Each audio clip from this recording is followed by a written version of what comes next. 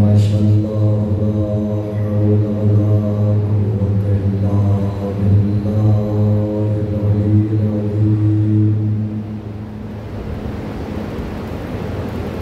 بسم اللہ الرحمن الرحیم. الحمد للہ القدیم القاہر العظیم القادر الحلیم الغافر الکریم الساتر الباطن الظاہر الأول الآخر الذي جعلنا من المتمسكين بولاية علي بن أبي طالب صلوات اللهم صل على محمد وآل محمد. الصلاة والسلام والتحية والإكرام على الشريف المشرف بأشرف الرسالات الكريم المكرم بأكرم البينات العظيم المعظم بأعظم الآيات الفاضل المفضل على جميع الكائنات مولانا مولى الثقلين جد الحسن والحسين أبي القاسم محمد. اللهم صل على محمد وآل محمد. وعلى آله الطيبين الطاهرين المعصومين المنتجبين المنتخبين الذين قيل في شانهم إنما يريد الله ليذهب عنكم الرجس أهل البيت ويطهركم تطهيرا. اللهم صل على محمد وآل محمد. أما بعد فقد قال الله سبحانه وتعالى في كلامه المجيد وفرقانه الحميد وقوله الحق. بسم الله الرحمن الرحيم. بقية الله خير لكم إن كنتم مؤمنين. صلوات الله. اللهم صل على محمد وآل محمد. نعرہ تکبیر، الله أكبر. نعرہ تکبیر، الله أكبر. نعرہ رسالت، يا رسول الله. نعرہ رسالت، يا رسول الله. نعرہ حیدری، يا علي. نعرہ حیدری. يا علي. حسینیت، زندہ باد. حسینیت، زندہ باد. یزیدیت، مردہ آباد. یزیدیت. مردہ آباد. مل کے بآواز بلند صلوات. اللهم صل على محمد وآل محمد. ارباب ذی وقار صاحبان علم و دانش، آپ کے سامنے جس موضوع پر مسلسل آپ کی سمع خراشی کی سعی ناقص کر رہا ہوں، وہ فضائل امام زمانہ اجر اللہ تعالیٰ فرج مشرف اور گزشتہ گفتگوؤں میں جتنی بساطِ علمی تھی اس کے مطابق بات کو اس منظر تک پہنچایا تھا کہ ہمارا امام وہ ہوتا ہے کہ جو آنے سے پہلے اللہ کی کتاب کو جانتا ہے،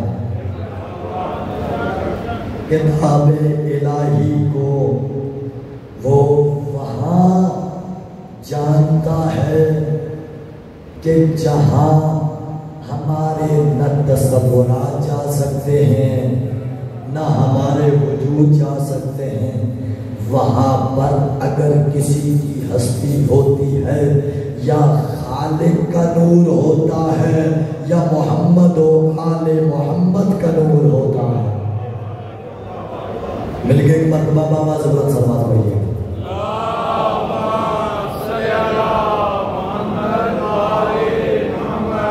اور صاحبان گرامی قدر ہمارے جتنے بھی امام ہیں، کسی بھی امام کی آمد معجزے سے کم نہیں ہے۔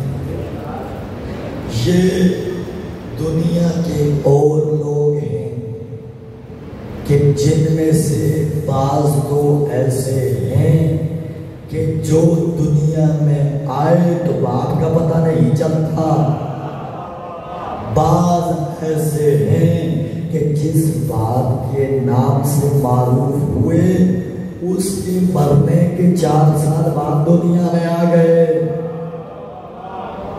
میں واقعہ اشارتاً آپ کے سامنے عرض کر دیتا ہوں۔ میرے اور آپ کے چھٹے امام مولا جعفر صادق علیہ السلام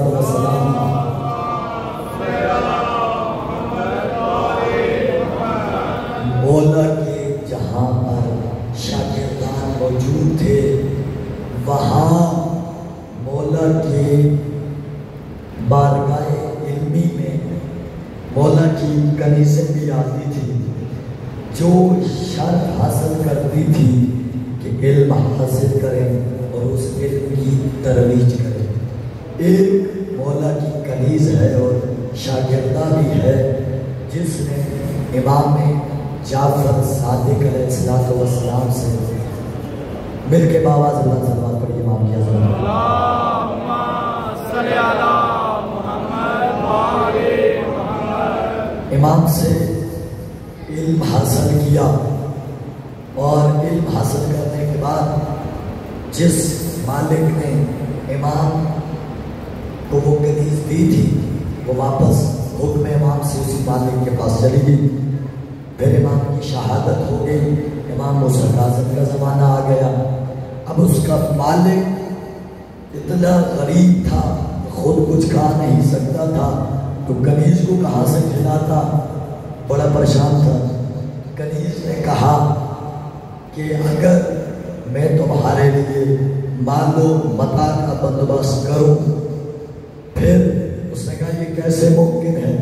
کہا میں نے علم سیکھا ہے رسول کے بیٹے سے اور اس میں مجھے ایسا علم عطا کیا ہے کہ جو دنیا میں مالدار بنا دیتا ہے اور آخرت میں جنت کا حقدار بنا دیتا ہے۔ ایسا علم ہے دنیا میں مالدار بنا دیتا ہے۔ اس نے کہا یہ کیسے ممکن ہے؟ کہا مجھے لے کے جاؤ خلیفہ پاک کے دربار میں وہاں پر ایسا دعویٰ کروں گی کہ جس کے بدلے میں انعام ملے گا، اکرام ملے گا اور اس انعام کے بدلے میں تمہاری زندگی سنور جائے گی۔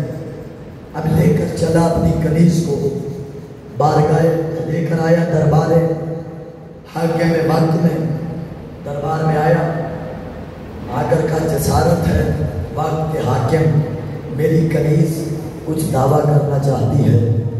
کہا کیا دعویٰ ہے؟ کہا یہ دعویٰ کر رہی ہے کہ میرے پاس اتنا علم ہے کہ مجھے کوئی بھی شکست نہیں دے سکتا، اگر مجھے شکست ہو گئی تو میں بادشاہ کی کنیزی میں آ جاؤں گی اور کوئی اجرت کوئی معاوضہ نہیں طلب کروں گی، اور اگر مجھے شکست نہ ہوئی تو بادشاہ مجھے انعام اور اکرام سے نوازے گا۔ بادشاہ نے کہا اچھا چلو ٹھیک ہے، کنیز کو بلاؤ، پیش کرو۔ پیش کیا گیا۔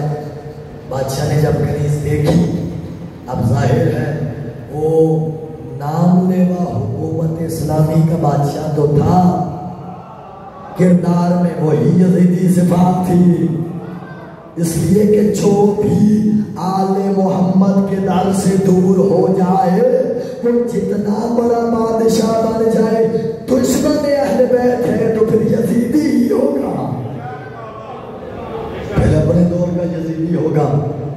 اب اس نے کہا کنیز بڑی خوبصورت ہے، موقع بھی اچھا ہے۔ اب اس نے پہلے اپنے دربار کے مولویوں کو بلایا، کہا اس سے مناظرہ کرو۔ بحث شروع ہو گئی، مناظرہ شروع ہوا۔ کوئی درباری مولوی کنیز امام جعفر صادق کو، شاگردہ امام جعفر صادق کو شکست نہ دے سکا۔ بادشاہ بڑا حیران ہوا، اس نے کہا اچھا، اب ظاہر ہے بادشاہ کا تعلق عرب سے تھا اور خاندانی بیماری کا وہ بھی مہلک تھا کہ شکست تو قبول کرنی نہیں، لہٰذا اب اس نے یہ کیا، کہا کہ شہر کا جو بڑا عالم ہے اسے بلایا جائے۔ اب جو شہر کا بڑا عالم تھا اسے بلایا گیا، مناظرہ شروع ہوا، مگر پھر بھی وہ شکست نہ دے پایا۔ جب وہ شکست نہ دے پایا تو کہا کہ جو سب سے بڑا عالم ہے اسے بلایا جائے۔ اس وقت جو سب سے بڑا عالم تھا، اور جو اس وقت میں اپنے آپ کو امام بھی کہتا تھا، اس کے چاہنے والے اسے امام بھی کہتے تھے، اسے بلایا گیا۔ کب مناظرہ کرو، سوال و جواب شروع ہوئے، یا دوران سوال و جواب اس نے امام کی توہین شروع کی۔ کنیز سے امام کے چہرے پہ جلال آیا، جلال آ کر کہا تو وہی نہیں ہے کہ جس نے دعویٰ کیا تھا کہ بچہ اپنی ماں کے شکم میں 4 سال تک رہ سکتا ہے؟ تجھے معلوم ہے یہ دعویٰ تو نے کیوں کیا؟ اس لیے کہ تو اپنے باپ کے مر جانے کے 4 سال بعد پیدا ہوا۔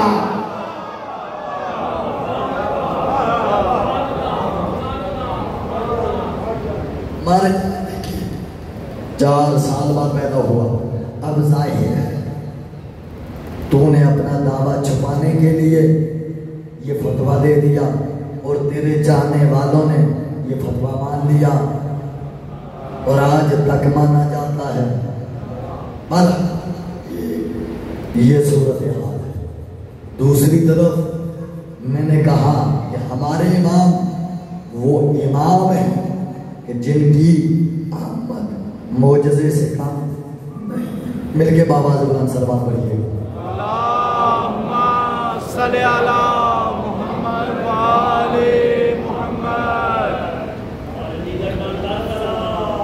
اللہم صلی علی محمد و آل محمد۔ اب کل تک کی گفتگو میں نے امام کی آمد کے جو فکرے آپ کے سامنے عرض کیے تھے، اب وہاں سے آگے اللہم صلی علی محمد و آل محمد۔ پھر بھی ایک مرتبہ سوال پڑھیے گا۔ اللہم صلی علی محمد و آل محمد۔ اب دیکھیے کہ میرا امتحان تو شروع ہو گیا ہے۔ اب آج کی مجلس میں آپ کا بھی امتحان میرے ساتھ ہے، کیا آپ میری گفتگو کے ساتھ چلتے ہیں یا میری آواز کے ساتھ چلتے ہیں؟ بہرحال جتنی بساط ہے، آخر انسان ہے، کوشش یہ ہوتی ہے کہ آپ کے مزاج کے مطابق بات کی جائے، مگر کہیں خلش رہ جائے تو معافی دیجیے گا۔ ایک مرتبہ پھر بآواز بلند سلام۔ اللہم صلی علی محمد و آل محمد۔ کل کی گفتگو میں نے یہاں تک بات لائی تھی، دیکھیے ہمارے امام جب دنیا میں آتے ہیں تو وہ آنے کے بعد سب سے پہلا کام، اب آپ نے مجھے نہیں بلکہ میرے الفاظ خدا دینی ہے، سب سے پہلا کام جو کرتے ہیں وہ اللہ کی بارگاہ میں سجدہ ہے۔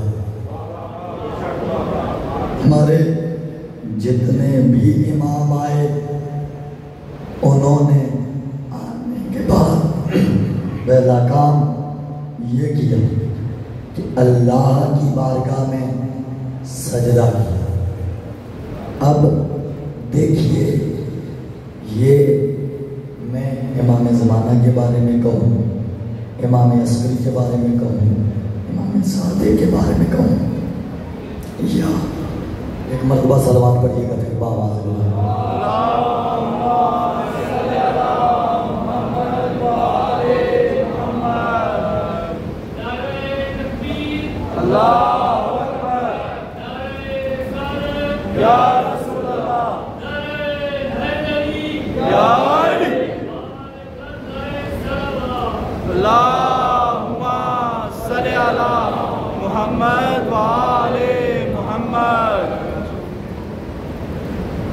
اب یہ بات قابل تسلیم ہے، کیوں؟ اس لیے جس گھر میں میرے مولا امام زمان ہے وہ گھر عام مسلمان کی جہل سے بات کرنے لگا ہوں، وہ گھر مسلمان کا تھا، باپ بھی مسلمان تھا، ماں بھی مسلمان تھی، یا میں یہ فکرہ امام جعفر صادق کے بارے میں کہوں تو وہاں بھی یہی صورتحال ہے، کوئی ایسی دلیل کہ جس سے پتہ چلے کہ ہمارے امام گھر کے یا زمانے کے ماحول کے محتاج نہیں، جی زمانے کے ماحول کے محتاج نہیں۔ تو آئیے چلتے ہیں پہلے امام کی بارگاہ میں کہ جب علی کی آمد ہوئی نام اسلام آیا تھا، جی صلوات پڑھیے گا میرے باواز بلا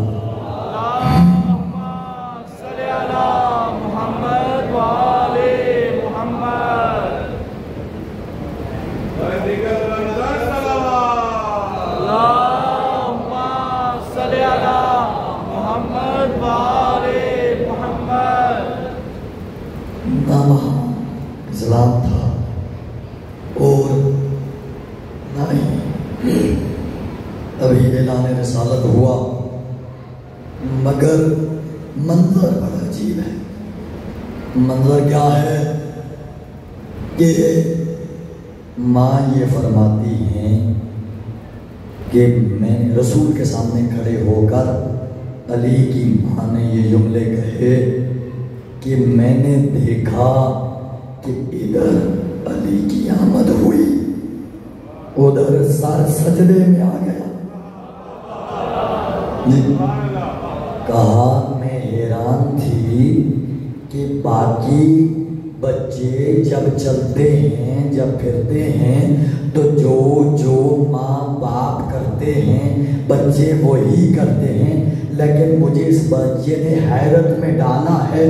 تو رسول نے فرمایا چچی جان پریشان نہ ہو، وہ اور بچے ہیں، یہ اللہ کا ولی ہے، یہ اللہ کا ولی ہے، یہ اللہ کا ولی ہے۔ اب صاحبان گرامی قدر، یہ اس خاندان کی عظمت ہے کہ جو بھی اس خاندان میں آتا ہے اس کا سر سجدے میں ہوتا ہے۔ اب جہاں باقی خصوصیات ہیں وہاں ایک خصوصیت یہ بھی ہے کہ معصوم ایک فضیلت ایسی لے کے آتا ہے کہ جو خاصہ ہوتی ہے اس معصوم کا۔ اب ایمان ایک مرتبہ صلوات پڑھیے گا۔ صل علی محمد و آل محمد اللہم صل علی محمد و آل محمد۔ اب امام زمانہ کی خاصیت کیا ہے سنیے۔ روایات میں ہے کہ جیسے رسول خدا آئے تو اپنے ساتھ ایک مہر نبوت لے کر آئے۔ وہ کیا تھی؟ ایک شانے پر کلمہ توحید، دوسرے پر کلمہ رسالت۔ اب امام زمانہ کے بارے میں کہ جب امام زمانہ تشریف لائیں گے، امام کے دائیں شانے پر لکھا ہوگا جاء الحق وزہق الباطل ان الباطل کان زہوقا۔ ترجمہ کرتا ہوں، جملہ سمجھیے گا کہ حق آ گیا، باطل مٹ گیا، اور باطل کو ہمیشہ مٹنا ہے۔ بات سمجھ میں آگے؟ آج کی گفتگو کو سمجھ کے سنیے۔ اب توجہ طلب بات ہے کہ رسول آئے، مہر رسالت لے کر آئے، لیکن ادھر منجی عالم بشریت آ رہا ہے تو اس کے شانے پر یہ مہر لگی ہے کہ جاء الحق وزہق الباطل ان الباطل کان زہوقا، کہ حق آ گیا۔ یہ سمجھنے کی ضرورت ہے کہ حق کیا ہے۔ بھئی جو حق آیا کیا ہے، پتہ ہو کہ حق کیا ہے، قرآن سے رجوع کریں۔ میں فہرست گنواتا ہوں، آپ کو یاد ہو کہ حق قرآن کی روح سے پہلا حق کون ہے؟ اللہ حق ہے، رسول حق ہے، دین قیامت یہ سب کیا ہے؟ حق ہے۔ پھر اس کے بعد آپ آگے بڑھیں تو کہا کہ قیامت بھی حق ہے، فرشتے بھی حق ہیں، زمین بھی حق ہے، آسمان بھی حق ہے، کعبہ بھی حق ہے، قبلہ بھی حق ہے، توریت بھی حق ہے، زبور بھی حق ہے، انجیل بھی حق ہے، قرآن بھی حق ہے، آدم بھی حق ہیں، نوح بھی حق ہیں، ابراہیم بھی حق ہیں۔ یہ سارے کیا ہیں؟ حق ہیں۔ مل گئے مرتبہ بابا سے بلند صلی اللہ۔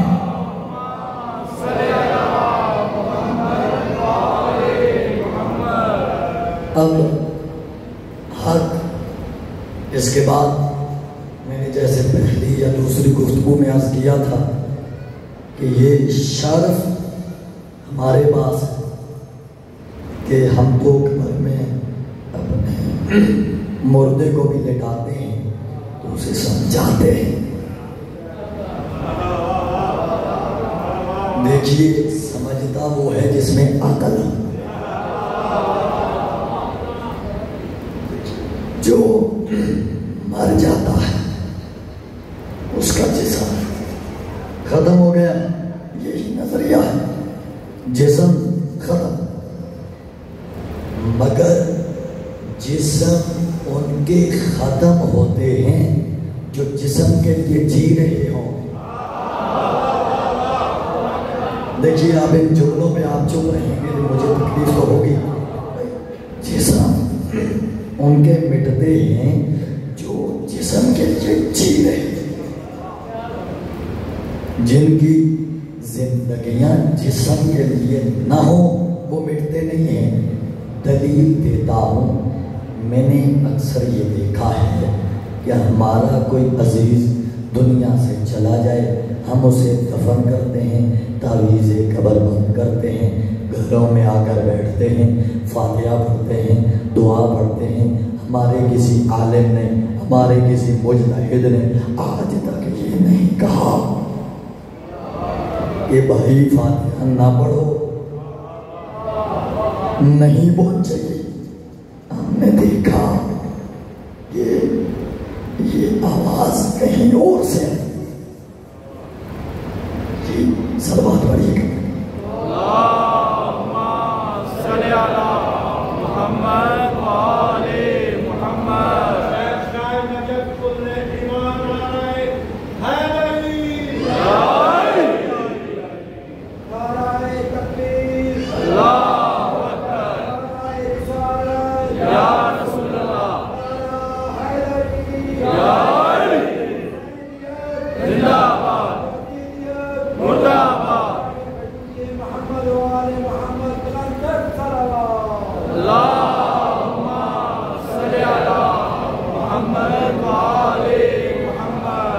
اچھا توجہ ہو گئی آپ کی؟ اب ہمارا کوئی بھی دنیا سے گیا، ہم نے گھر میں اس کے لیے پھوڑی بچھائی، جو بھی آ رہا ہے فاتحہ پڑھ رہا ہے، ہم نے کبھی ہمارے کسی مجتہد نے بھی ہمیں نہیں روکا، لیکن ہمیں ہلکی سی آواز آئی کہ ہمارے ساتھ کوئی ایسا بھی ہے کہ جس کا مرا ادھر وہ مرا، مولوی نے جنازے میں کہہ دیا کہ فاتحہ نہ پڑھنا، اس لیے کہ جو مر جائے فاتحہ نہیں جاتی، جو مر جائے فاتحہ نہیں جاتی۔ اچھا پھر میں نے ہلکا محسوس کیا، صلوات پڑھیے گا میرے بابا زمان،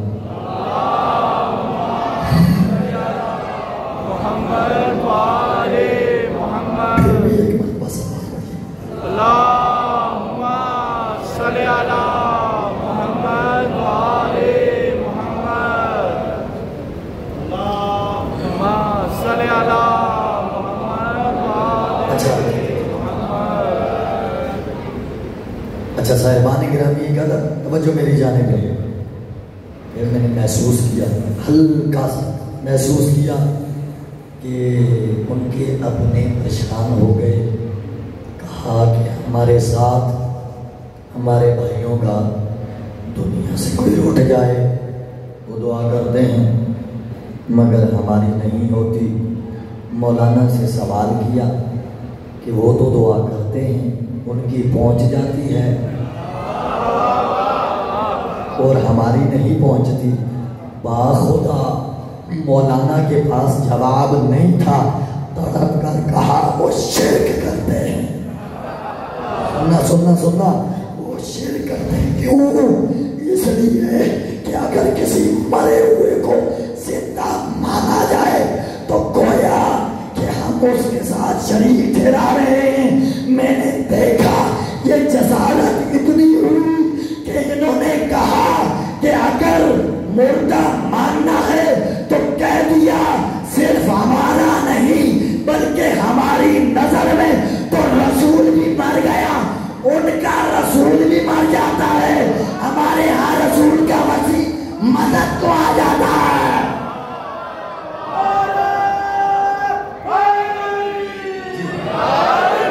بھائی یہ ان کا رسول ہے کہ جو مر گیا،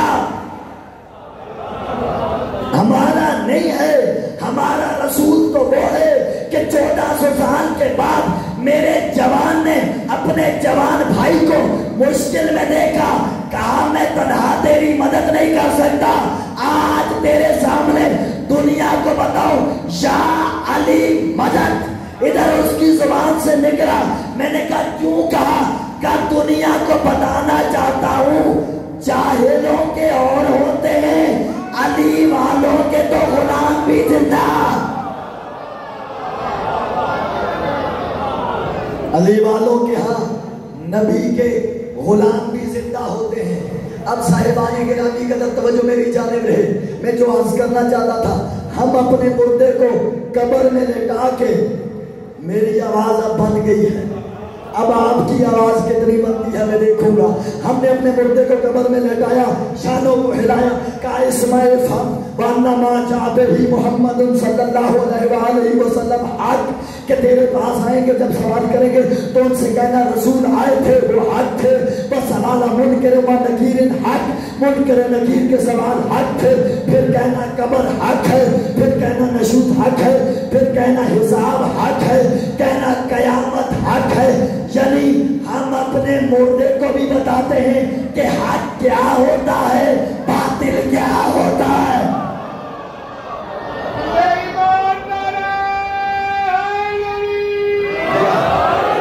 اب حق سمجھیے گا، میں نے عرض کیا حق کی فہرست کرواؤں گا کہ اللہ حق ہے، رسول حق ہے۔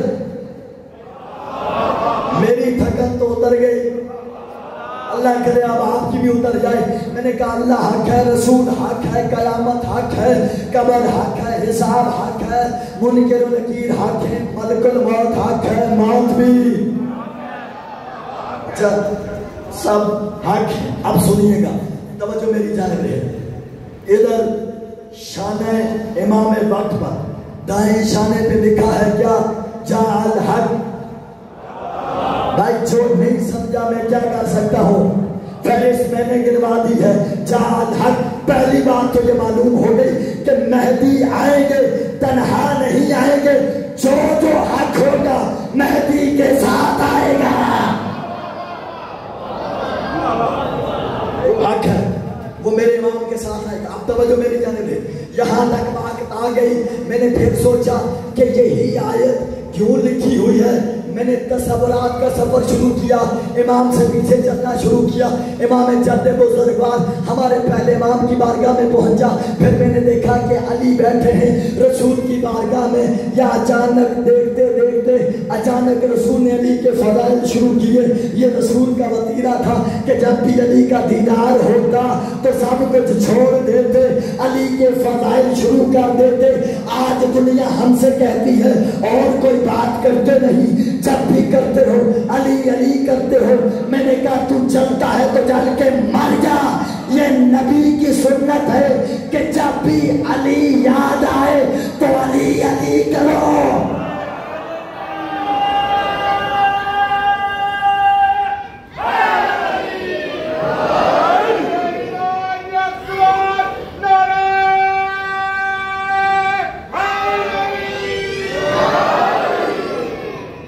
جب بھی تمہارا دل کرے۔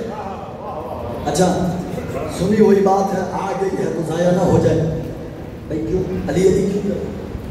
ہر وقت جہاں جس محفل میں بیٹھتے ہیں وہاں علی علی کیوں؟ دیکھیے ایک ہے ذکر عبادت، اللہ اللہ سبحان اللہ الحمدللہ عبادت ہے، عبادت ہے۔ نماز میں آپ پڑھتے ہیں تیسری اور چوتھی رکعت میں تسبیحات اربع پڑھتے ہیں، عبادت ہے۔ سبحان اللہ والحمدللہ ولا الہ الا اللہ واللہ اکبر عبادت ہے۔ سبحان اللہ بھی عبادت ہے، سبحان ربی العظیم بھی عبادت ہے، سبحان ربی الاعلیٰ بھی عبادت ہے۔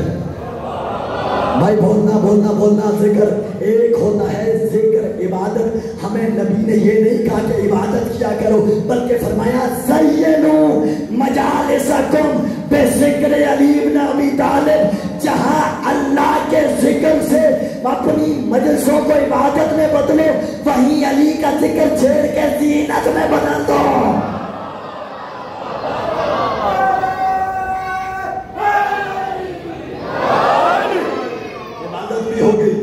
عبادت کو زینت بھی مل گئی۔ اچھا صاحبان گرامی قدر، اب ممبر نبی پر سرکار رسالت باب جلوہ فروز ہے، علی آئے، فضائل علی شروع ہوئے۔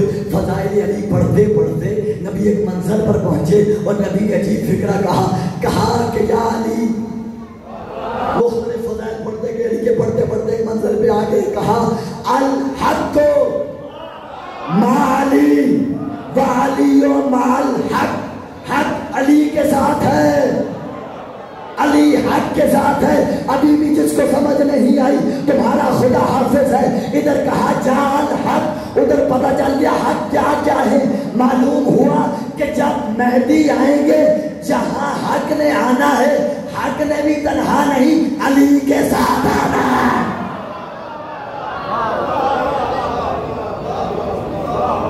حق علی کے ساتھ، علی حق کے ساتھ۔ اب اللہ حق ہے، بولیے گا بھائی اللہ حق ہے، رسول جیو آپ سلامت رہو، قرآن، کعبہ، دین، قیامت، ملک الموت، موت، زمین حق ہے، آسمان حق ہے، فرشتے حق ہے، جبرائیل حق ہے، میکائیل حق ہے، اسرافیل حق ہے، سریا سے لے کے سدرۃ المنتہا تک جو بھی ہے سب حق ہے، حق وہی ہے۔ اب نبی نے پیمانہ دے دیا کہ حق ڈھونڈنے کے لیے در بدر نہ جانا، در بدر نہ جانا، بلکہ الحق مع علی و علی مع الحق، حق علی کے ساتھ ہے، علی حق کے ساتھ ہے۔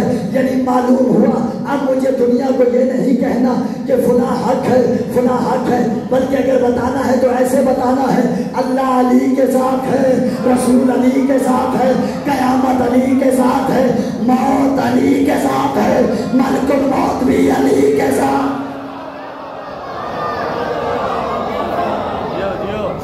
آپ کی زندگیاں یہاں جملہ کہنے لگا ہوں بھائی، اکثر دنیا والے موت سے ڈراتے ہیں، موت کا خوف دیتے ہیں، موت سے ڈراتے ہیں کہ موت آ گئی، بھائی اللہ نہ کرے کسی کو موت آ جائے، دعائیں کرتے ہیں۔ بھائی توجہ رکھیے، موت سے ڈرے وہ کہ جو علی کا دشمن ہو۔ بھائی ہمارا تو یہ عقیدہ ہے جب موت نے آنا ہے تو موت تب ہی آئے گی جب علی ساتھ ہوگا۔ علی کے بنا تو موت بھی نہیں آئے گی۔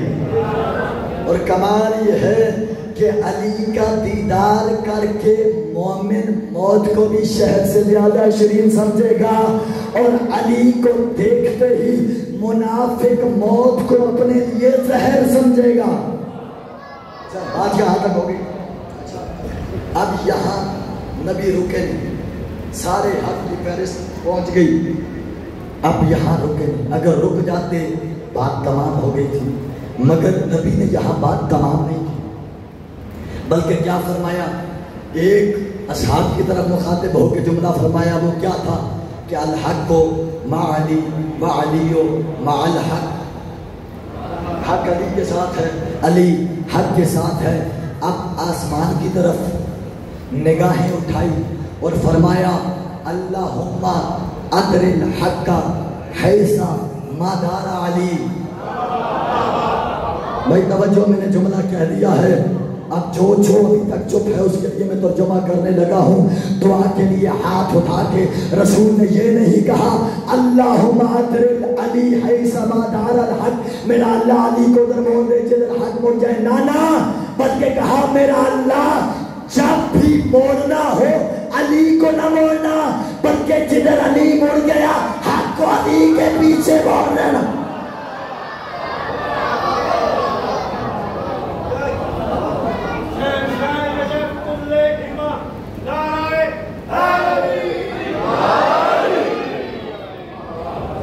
جی صاحبان گرامی کا توجہ ہو گئی یہاں تک۔ اس جملے کا میں ترجمہ کرتا ہوں، اللہم ادر الحق، موڑ دے حق کو، حیث ما دار علی، جدھر علی مڑ جائے، یعنی علی آگے ہے۔ جو سمجھ گئے تمہاری سماعتوں کو سلام ہے، جو پیچھے رہ گئے اللہ تمہاری سماعتوں کو بلند کرے، یعنی علی آگے ہے، حق پیچھے ہے۔ نہ ایسے نہیں، جملہ میں نے کہنا ہے، سمجھنا آپ نے ہے۔ حق کی پوری فہرست میں نے آپ کو گنوائی ہے، اب ایک ایک کر کے میں پڑھنے لگا ہوں۔ جس کی سماعت جتنی بلند ہو وہ میرے ساتھ بولے۔ آج سے لے کے فرش تک، فرش سے لے کے سورہ سریا سے لے کے تحت الفرا تک میں سارے حق گنانے لگا ہوں۔ صاحبان گرامی قدر، زمین کے اندر پوشیدہ خزائن اگر حق ہیں تو وہ علی کے پیچھے ہیں۔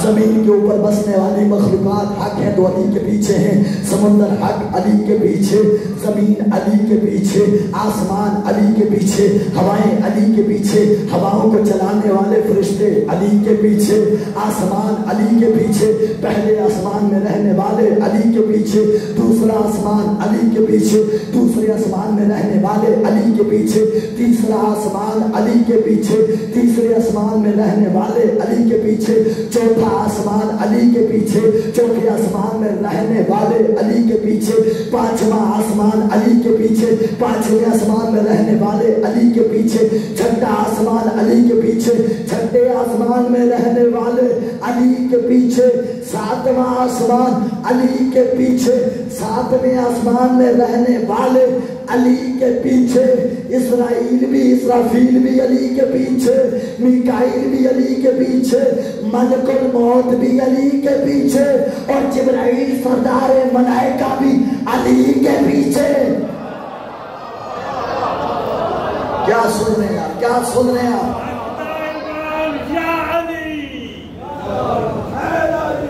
یا توجہ ہے بھائی، فرشتے سارے پیچھے، مخلوقیں کے سارے پیچھے، بات یہاں تک نہیں ہے بلکہ سنیے قبر بھی علی سے پیچھے۔ وہ اور ہیں کہ جنہیں قبر میں لیٹا دیا جائے تو وہ مٹ جاتے ہیں، علی اسے کہتے ہیں جو قبر میں ہو تب بھی زندہ ہوتا ہے۔ قبر علی کے پیچھے، میں حق کی بات کر رہا ہوں، جو حق ہے فہرست حق کی، قبر علی کے پیچھے، منکر و نکیر بھی علی کے پیچھے، سوال علی کے پیچھے، حساب محشر، بولو یار محشر علی کے پیچھے۔ جملہ بڑا کہنے والا ہوں، رسول ڈرنا نہیں، بولو میں خود بول رہا ہوں، میں پوری ذمہ داری سے بات کر رہا ہوں، رسول علی کے پیچھے، اللہ علی کے پیچھے، ڈرنا نہیں۔ جملہ میں کہتا ہوں کیوں نبی نے یہ دعا مانگی، میرا اللہ علی جدھر مڑے حق کو ادھر موڑ دے، محتاج علی کو نہ کرنا، جب بھی کرنا حق کا علی کو کرنا، اس لیے کہ اگر علی حق کا محتاج ہو جاتا تو کوئی بھی کہہ سکتا تھا علی تجھے میں حق بتاؤں، حق کو علی کا محتاج کر کے بتا دیا کہ جس کو حق سمجھنا ہے تو اسے صرف علی سے ملے گا۔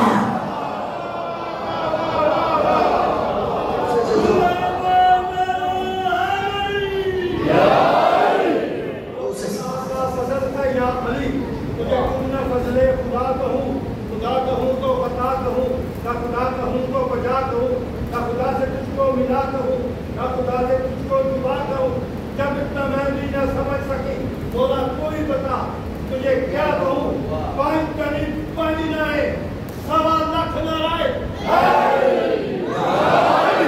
اب جملہ میں کہنے لگا ہوں، سمجھنا آپ نے ہے، میں نے کیوں کہا کہ جو بھی حق ہے وہ علی کے پیچھے ہے، کیوں بھائی؟ اب جملہ سننا، میں نے کہا کہ توحید بھی علی کے پیچھے ہے، رسالت بھی علی کے پیچھے ہے، قیامت بھی علی کے پیچھے ہے، مخلوق بھی علی کے پیچھے ہے، زمین بھی علی کے پیچھے ہے، آسمان بھی علی کے پیچھے ہے۔ کیوں؟ اس لیے نبی یہ بتانا چاہتے ہیں کہ توحید سمجھنے کے لیے، اللہ کی معرفت حاصل کرنے کے لیے در بدر نہ جانا، جب بھی آنا علی کے در پہ آنا۔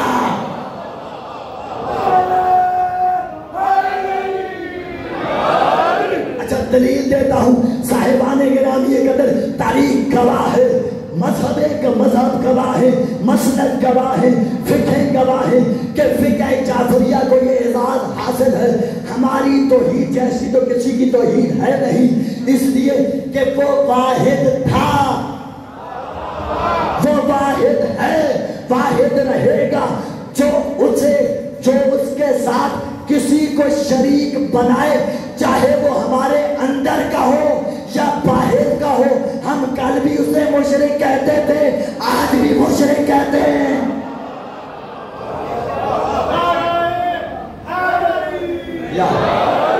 شیعہ نہیں ڈرتا، توجہ ہم نے جو توحید ہم نے لی ہے علی سے، وہ اتنی بلند ہے، علی کی دی ہوئی توحید اتنی بلند ہے کہ علی نے ہمیں جو توحید دی ہے وہاں تو خالق کے بارے میں تصورات نہیں جا سکتے۔ تاریخ گواہ ہے کہ جنہوں نے علی کا در چھوڑ کے توحید سمجھنے کی کوشش کی تو ہمیں کبھی ان کا خدا کرسی پہ بیٹھا نظر آیا، کہیں جہنم میں ٹانگ جاتا۔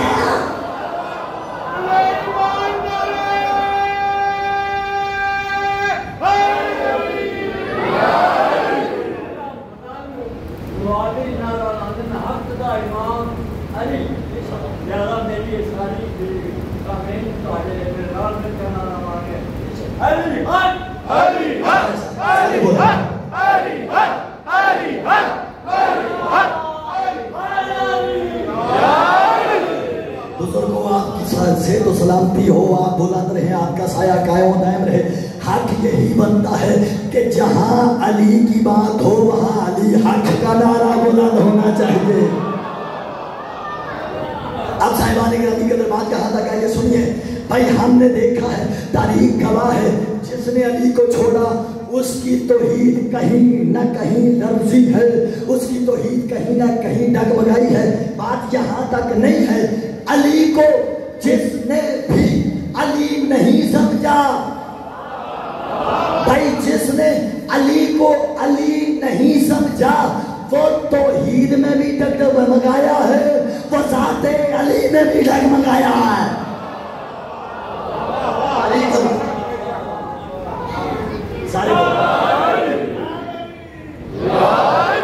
تاریخ گواہ۔ اچھا میں نے پھر کہا کہ رسالت بھی، توجہ، رسالت بھی علی کے پیچھے ہے۔ کیوں؟ اس لیے میں نے کہا کہ نبی یہ بتانا چاہتے ہیں دنیا والوں، اگر معرفت، میں نے جملہ اس لیے نہیں روکا کہ مجھے جملہ آگے نہیں کہنا تھا، بات آ گئی ہے تو اپنی بات کرنے سے پہلے بات ہی رسول کی کرنی چاہیے۔ اس لیے یہ سلیقہ بھی میں نے رسول سے سیکھا ہے بھائی، یہ سلیقہ ہم نے رسول سے سیکھا ہے کہ جہاں بات اپنے سے بڑے کی آئے تو اپنی بات کو روک دو اور اپنے سے بڑے کی بات کو کرو۔ دلیل دیتا ہوں، آؤ میں تمہیں بتاتا ہوں۔ مسجد نبوی میں نبی خطبہ ارشاد فرما رہے تھے، جب مسجد میں حسین داخل ہوئے، جب حسین زمین پر گرے نا تو رسول نے خطبہ چھوڑ دیا، حسین کو اٹھا دیا، اب حسین کے فضائل شروع کر دیے۔ کیوں؟ دنیا کو بتا دینا چاہتے تھے میں رسول ہوں، وہ اللہ ہے، یہ اللہ کا قرآن ناطق ہے۔ جب قرآن سامنے آ جائے تو حدیث بعد میں پڑھنا، قرآن پہلے پڑھنا۔ یہ دلیل میں نے نبی سے سیکھی ہے۔ اب قول نبی کا آیا، میں نے بات اس لیے روکی ہے، مسجد نبوی میں نبی تشریف فرما ہے، پہلو میں علی بیٹھے ہیں، ساتھ ابو ذر بیٹھے ہیں۔ یا نبی نے ایک مرتبہ کہا یا علی، یا علی، آپ جانتے ہیں میں کیا کہنے لگا ہوں؟ مسکرا کے امیر المومنین نے کہا یا رسول اللہ آپ فرمائیے، میں سننا چاہتا ہوں۔ کہ یا علی، مجھے قسم ہے اس ذات کی کہ جس کے قبضہ قدرت میں محمد کی جان ہے۔ قسم اٹھا رہے نبی، کہا کہ اللہ کو کوئی نہیں جانتا، یا تو جانتا ہے یا میں جانتا ہوں۔ اور پھر فرمایا کہ یا علی، مجھے قسم ہے اس اللہ کی کہ جس نے مجھے خلق کیا ہے، مجھ محمد کو بھی کوئی نہیں جانتا، یا اللہ جانتا ہے یا علی تو جانتا ہے۔ پھر مسکرا کے کہا یا علی، مجھے قسم ہے اس اللہ کی کہ جس خالق نے مجھے عالمین کے لیے بنا کے بھیجا ہے، اے علی تجھے بھی کوئی نہیں جانتا، یا اللہ جانتا ہے یا میں محمد جانتا۔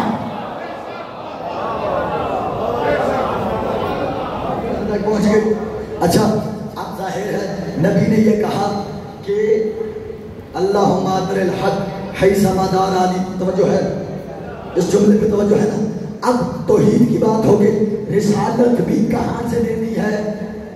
علی سے لینی ہے بھائی، علی کے علاوہ کسی سے نہیں لینی ہے، اس لیے کہ نبی کو علی کے علاوہ کوئی نہیں جانتا مخلوق میں، بھائی علی ہی جانتے ہیں۔ اچھا تاریخ گواہ ہے کہ ہم نے تاریخ کے اندر یہ دیکھا ہے کہ جس نے بھی علی کا در چھوڑا 1400 سال گزر گئے، اسے سمجھ ہی نہیں آیا کہ محمد نوری ہے یا خاکی ہے۔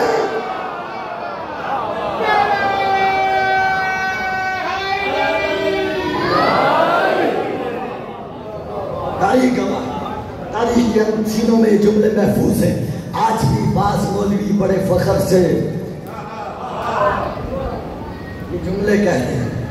جملہ میں نے کہا بھی ہے، بہت بار کہا ہے۔ حیرت اس بات پہ ہے کہ وہ کہتے ہیں کہ وہ ہم جیسا ہے، وہ ہم جیسا ہے۔ حالت کیا ہے؟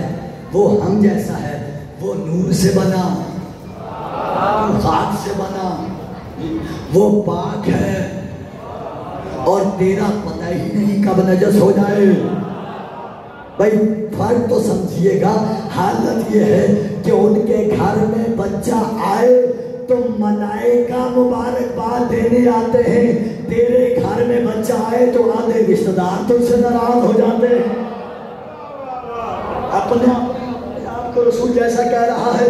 اور سنیے، اس سے بڑی بات کیا کہوں بھائی، تو کہہ رہا ہے کہ محمد مجھ جیسے ہیں، تو اپنے یار کے، اپنے محبوب کے، میں نے پہلا لفظ ایسے ہی نہیں کہا، میں نے پہلا لفظ ایسے ہی نہیں کہا، میں نے ان کی زبان میں بات ہی اسی لیے کی، جو نبی کے یار بنا سکتا ہے وہ کسی کو خدا کا بھی یار بنا سکتا۔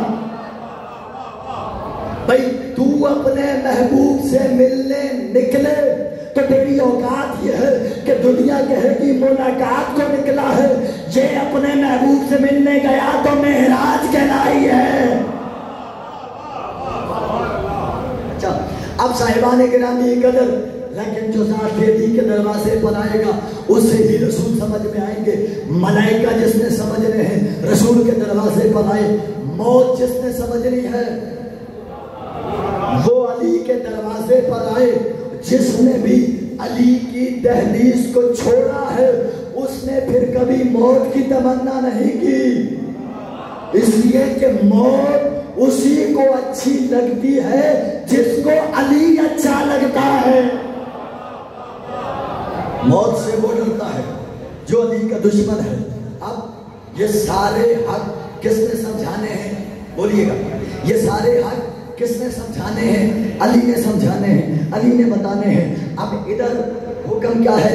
جعل حق زہق الباطل ان الباطل کان زہوقا، کہ جب حق آیا تو باطل مٹ گیا۔ باطل تو مٹنے والا تھا، یہ بات ایسے ہی نہیں تھی، بات اس لیے تھی کہ جب امام زمانہ آئیں گے علی کے صدقے میں دنیا حق کو اتنا جان جائے گی کہ صرف حق ہی حق ہوگا، باطل کا کہیں نام بھی نہیں ہوگا۔ امام کی حکومت میں باطل کا کوئی نام نہیں۔ امام جب آئیں گے، اچھا بات آ گئی ہے تو کر دیتا ہوں۔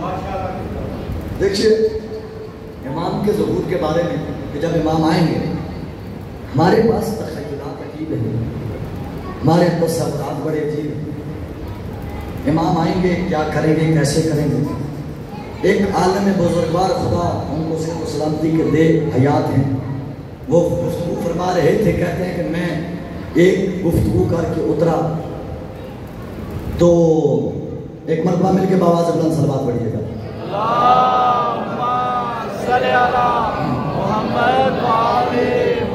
پھر بھی مل کے باواز بلند صلوات پڑھیے گا۔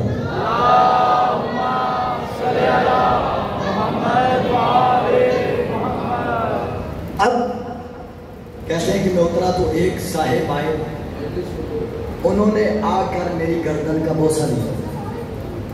اب جب بوسہ دیا تو میں نے حیران ہو کے پوچھا کہ آپ نے میری گردن کا بوسہ کیوں دیا؟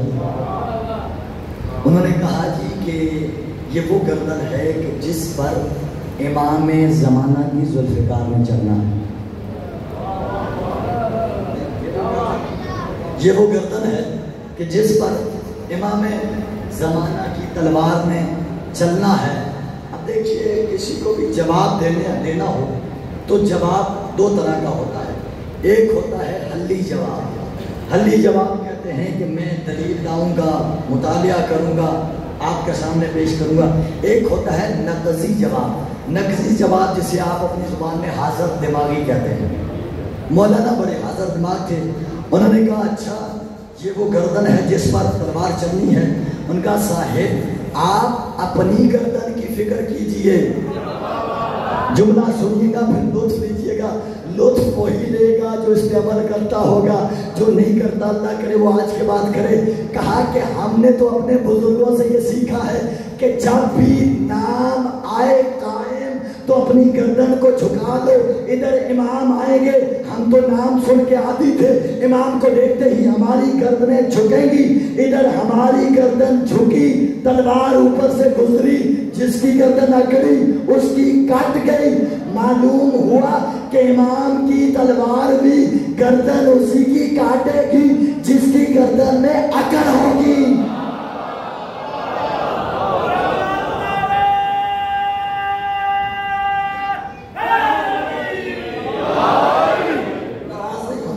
اس لیے گردن میں سریا نہیں ہونا چاہیے، کم سے کم علی والوں کی گردن میں سریا نہیں ہوتا۔ علی والا بڑا ہی متحمل اور بڑا ہی انکسار انسان ہوتا ہے، اس لیے کہ علی والے نے ظلم کرنا نہیں سیکھا، جب سیکھا ہے مظلوم کی حمایت کرنا سیکھا ہے۔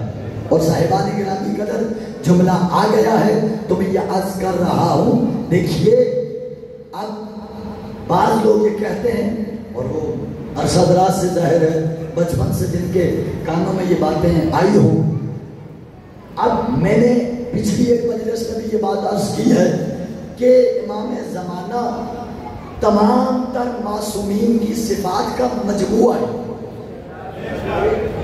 دوسرا جملہ میں نے کہا تھا کہ دیکھیے معصومین علیہ السلام اللہ کے نظام کی شہ سرخیاں ہیں، اور ان شہ سرخیوں کے بقیے کا نام مہدی ہے۔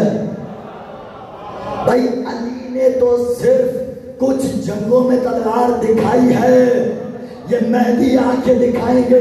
ذوالفقار جب چلتی ہے تو کہاں سے کہاں تک چلتی ہے؟ اب سنیے جملہ سنیے جس کے لیے میں نے محنت کی ہے۔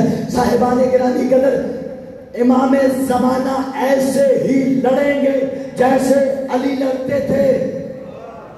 بھائی ابھی جیسے علی شجاع تھے ویسے ہی امام زمانہ شجاع ہے، جیسے علی نے بدر لڑی ویسے ہی امام زمانہ کفار سے لڑیں گے، جیسے علی نے احد لڑی ویسے ہی امام زمانہ کفار سے لڑیں گے، جیسے علی نے خندق لڑی ویسے ہی امام زمانہ مشرکین سے لڑیں گے، جیسے علی نے خیبر لڑی ویسے ہی امام زمانہ یہودیوں سے لڑیں گے، جیسے علی نے جنگ صفین لڑی ویسے ہی امام زمانہ منافقین سے لڑیں گے۔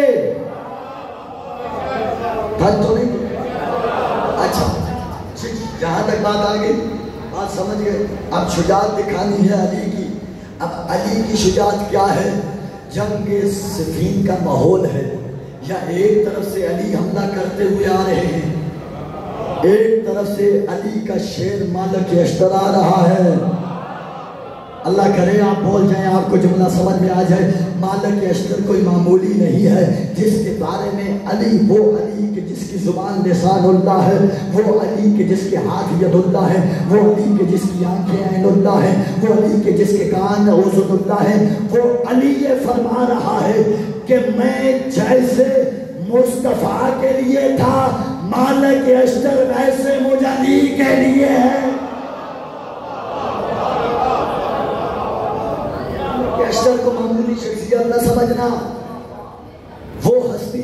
اب مالک فرماتے ہیں کہ جنگ صفین کی تیز رات جسے لیلۃ الحریر کہتے ہیں، تلوار چلنا شروع ہوئی۔ ایک طرف سے تلوار علی چلاتے ہوئے آ رہے ہیں، ایک طرف سے مالک چلاتے ہوئے جا رہے ہیں۔ مالک کے ذہن میں یہ خیال آیا کہ آج میری تلوار بھی چلتی جا رہی ہے، علی کی تلوار بھی چلتی جا رہی ہے، آج حساب ہوگا۔ اب چلتی چلتی علی کے سامنے آ گیا علی کا غلام، مسکرا کے سوال کیا کہ مولا آج آپ نے کتنے کشتے کیے ہیں؟ توجہ توجہ. اب روایات میں جس طرح جملے لکھے ہیں مثلا کم سے کم 70 کم سے کم 70 بھئی ایک دن میں اچھا مسکرا کے مالک نے کہا کہ میرے مولا جتنے آپ نے کیے اتنے ہی میں نے کیے. علی نے دیکھا مالک کی جانب، کہا مالک علی سے برابری کرتا ہے، تو اور ہے میں اور ہوں. مالک تو میری اور اپنی بات کرتا ہے، تیری تو تلوار بھی اور ہے، میری تلوار اور ہے. تیری تلوار جب گردن پہ چلتی ہے تو چلنے والے کے بارے میں کوئی تمیز نہیں کرتی. میری ذوالفقار صرف اس کی گردن پہ چلتی ہے کہ جس کی 70 نسلوں میں کوئی میرا غلام نہ ہو.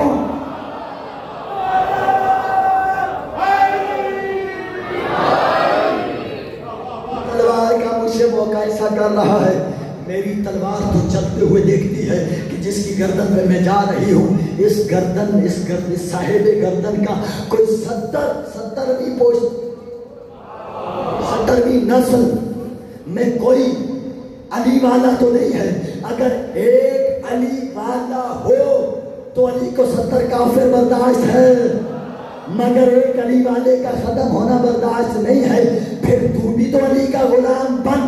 جب علی اپنے ایک غلام کے لیے 70 کافر کو برداشت کر سکتا ہے، تو اپنے مومن بھائی کے ساتھ چلنے کے لیے چھوٹی چھوٹی باتوں کو درگزر نہیں کر سکتا. پھر اس پہ غور کرنا چاہیے نا، علی والوں کو غور کرنا چاہیے. یہ علی کی کریمی ہے، یہ علی کی کریمی ہے، علی کی لجپالی ہے. اب جملہ سنیے. صاحبان گرامی کے اندر معلوم ہوا کہ امام میں اور غلام میں یہی فرق ہوتا ہے کہ امام کو نسلوں کا بھی پتہ ہوتا ہے اور غلام کو نسلوں کا نہیں پتہ ہوتا. اور کسی کے بارے میں بات کرنے سے پہلے سوچا کرو کہ امام زمانہ کے ہاتھ میں کوئی معمولی تلوار نہیں بلکہ ذوالفقار ہوگی، جس کے بارے میں شائبہ بھی ہو کہ یہ توبہ کرے گا. ذوالفقار نہیں چلے گی، اس لیے کہ نہ علی کے ہاتھ میں چلی نہ امام زمانہ کے ہاتھ میں چلی.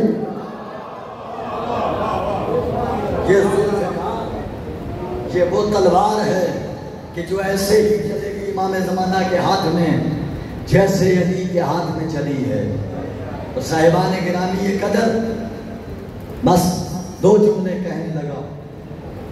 تو دیکھیے امام اس قدر با کمال کہ میرا امام جب آئے گا تو اکیلا نہیں آئے گا، حق کو ساتھ لے کر آئے گا. قرآن میرے امام کے ساتھ آئے گا. جب میرا امام آئے گا دین امام کے ساتھ آئے گا. جب میرا امام آئے گا تو میرے امام کے ساتھ حقیقی توحید آئے گی. وہ توحید جو ہمارے معاشرے میں اس وقت بتائی جاتی ہے یہ تو اس توحید کی خاک جتنی بھی نہیں ہے. رسالت ساتھ آئے گی. اور صاحبان گرامی قدر یہ یاد رکھیے، خدا کی ذات کا شکر ادا کیجیے کہ اس نے آپ کو امام زمانہ کی ریت میں خلق کیا، اس لیے کہ یہ واحد امام ہے کہ جب ظہور کرے گا تو تنہا نہیں آئے گا بلکہ علی سے لے کر عسکری تک سب ساتھ ہوں گے. واحد امام ہے کہ جس کی ریت میں پہلے سے لے کے 12ویں تک سب کی زیارت ہوگی.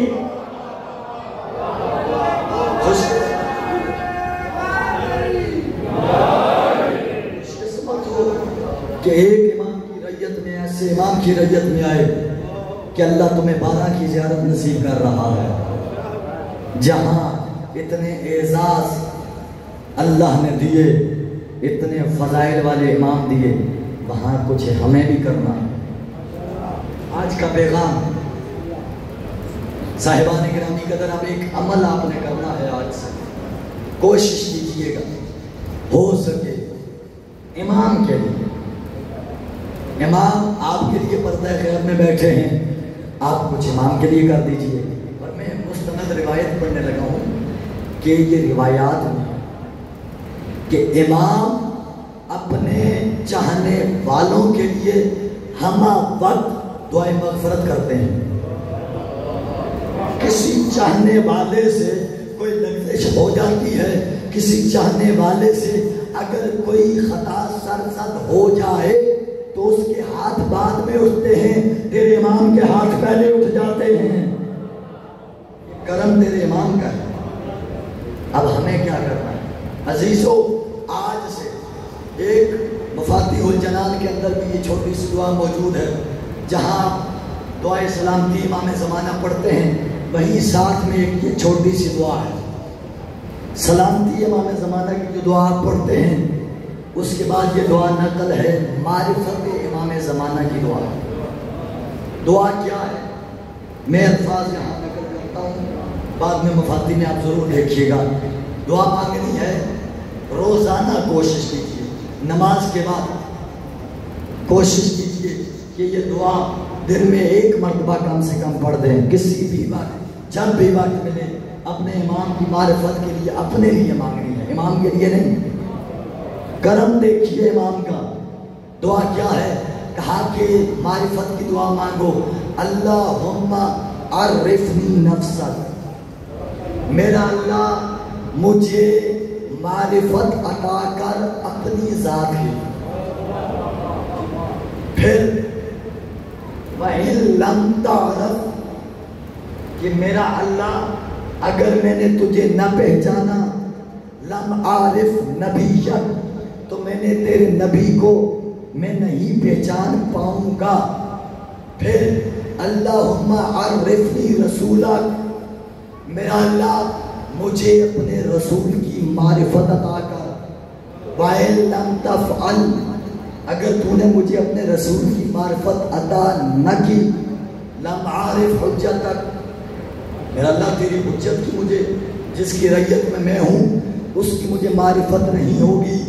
اللہم عرفنی حجتک، میرا اللہ مجھے معرفت عطا کر میرے زمانے کی حجت کی. وَإِن لَمْ تَعْرِف، میرا اللہ اگر مجھے اپنے زمانے کی حجت کی معرفت نہ ہوئی، ضللت عن دینی، جو دین تو نے مجھے دیا ہے میں اس سے گمراہ ہو جاؤں گا. جس بندے کو عربی نہ آئے وہ اردو میں یاد کر لے، اردو میں دعا کر لے. ضروری نہیں ہے کہ جو نہیں آتا وہ نہیں کرنا، اپنی زبان میں سیکھ کے یہ عمل دن میں ایک مرتبہ کیجیے امام کے نام کا، کہ میرا اللہ مجھے امام کی معرفت چاہیے. اور دیکھیے، یہ آخری جملہ کہنے لگا ہوں، دیکھیے دنیا میں جتنے بھی لوگ ہیں انہیں دعا مانگنے کے لیے کسی ڈھنگ کا نہیں پتا. کوئی اللہ کی بارگاہ میں آ کے دعا مانگتا ہے تو گڑ گڑاتا ہے، روتا ہے اور اپنے گناہوں کا تذکرہ کرتا جاتا ہے. نہ اسے یہ پتا کہ وہ معبود ہے، میں عبد ہوں، عبد کو معبود سے کیسے بات کرنی چاہیے. میری تو زبان بھی گناہگار ہے، میرے کان بھی گناہگار ہیں، میرے ہاتھ بھی گناہگار ہیں. اے شیعہ تو شکر ادا کیا کر کہ اللہ نے تجھے 14 زبانیں عطا کی ہیں. اگر دعا مانگنے کا دل ہو، کبھی حسین کی زبان میں دعا مانگ، کبھی جعفر صادق کی زبان میں دعا مانگ، کبھی امام زین العابدین کی دعا مانگ. دعائیں برکت ہے بھائی. مفاتیح بڑی بڑی ہے، امام علی سے لے کے رسول خدا سے لے کے امام زمانہ تک معصوم کی دعائیں. دعائے قبیل کس کی دعا ہے؟ امام علی علیہ السلام کی. اب گویا وہ علی کی زبان ہے، ایسے الفاظ میرے اور آپ کے تو نہیں ہیں.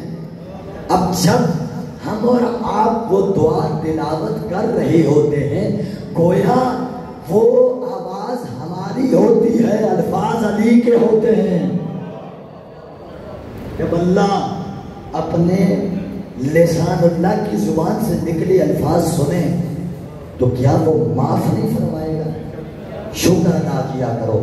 اور کتنا ذخیرہ تمہیں محمد و آل محمد نے دعاؤں کی صورت میں دیا ہے. محفوظ ہے صحیفہ سجادیہ کے نام سے، مفاتیح الجنان کے نام سے. صرف کوشش کرو مانگنے کی.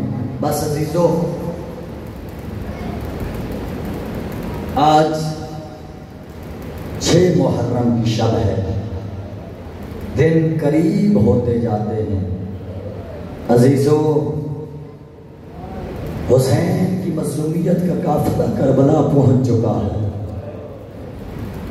کربلا میں آئے ہوئے آج حسین کو چوتھی رات شروع ہو گئی. عزادارو، آج میرا جی چاہ رہا ہے کہ کربلا کے اس مظلوم کو ان بھانجوں کا پرسہ دوں کہ جو کوفہ میں یتیمی میں مارے گئے.